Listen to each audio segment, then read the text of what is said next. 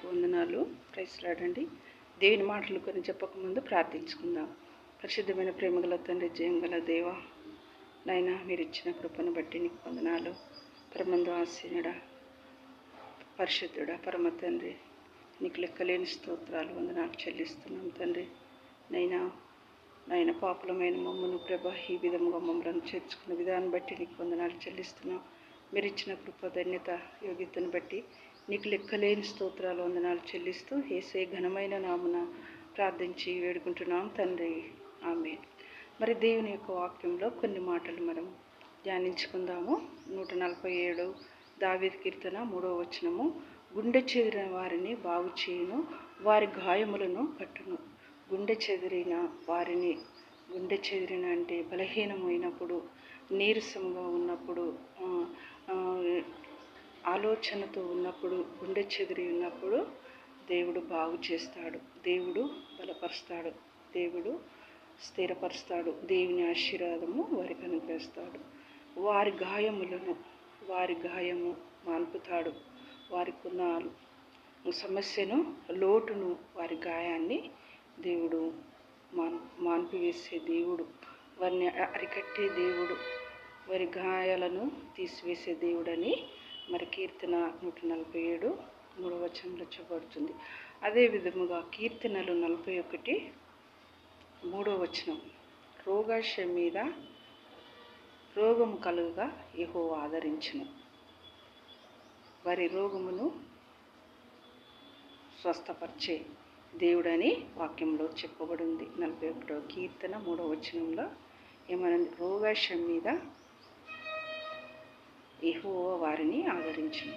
రోగము కలుగగానే దేవుడు వారిని స్వస్థపరిచే దేవుడని అక్కడ వాక్యంలో చెప్పబడుతుంది. అదే విధముగా కీర్తనలు 32వ వచనం. యెహోవా నా దేవా,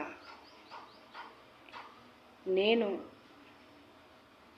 నీకు మొరపెట్టుచున్నాను, నన్ను స్వస్థపరచుము అని కీర్తనలు 32వ వచనంలో చెప్పబడుతుంది. యెహోవా నా దేవా, నేను నీకు మొరపెట్టుచున్నాను, నన్ను స్వస్థపరచుము అని వాక్యంలో మరి అక్కడ చెప్పబడినట్టుగా మరి మనము గమనిస్తున్నాం. అదేవిధంగా ఇంకో మాట కూడా మనము గమనిస్తాం. 145 20వ వచనం. తన వారి వాక్కును పంపి వారిని బాగు చేయను. తన వాక్కును పంపి వారిని బాగు చేయను. యేసయ్య వాక్కు పంపిన వారిని బాగు చేయను. తన మాటతో అనేకులను బాగు చేసే దేవుడు, తన వాక్యంతో బాగు చేసే దేవుడు, తన మాట చేత బాగుపరిచే దేవుడు. వారి గోతిలో నుండి వారిని విడిపించెను, వారి గోతిలో నుండి వారిని విడిపించేదని వాక్యంలో చెప్పబడుతుంది. దేవునికి వందనాలు. మరి నిర్గమకాండములో మరి 15:26లో కూడా స్వస్థపరిచే యెహోవా నేనే అని వాక్యంలో చెప్పబడింది. దేవునికి వందనాలు. ప్రార్థించుకుందాం. పరిశుద్ధమైన ప్రేమగల తండ్రి, జీవంగల దేవా, నీకు స్తోత్రాలు వందనాలు చెల్లిస్తున్నాం తండ్రి. నైనా గొప్ప దేవుడు, నైనా నాకు ఇచ్చిన కృప, నాకు ఇచ్చిన ధన్యతను బట్టి నీకు వందనాలు చెల్లిస్తున్నాం ప్రభా.